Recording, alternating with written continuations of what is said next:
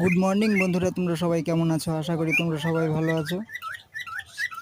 আমি আজকে লেবু বিক্রি করতে যাইনি, কালকে আমি লেবু পাইনি দেখে আজকে আর যাইনি। এমনিও বাজারটা খুবই খারাপ, লেবু বিক্রি করতে পারছি না।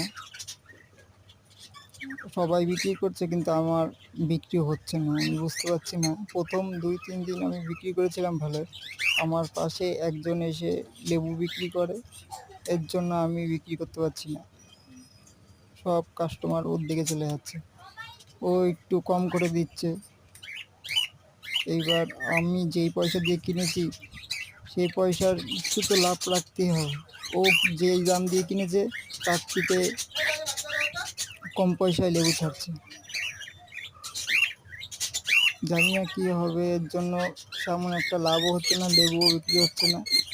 দেখা যাক কী করা যায়, তোমরাই বলো কী করতে পারি।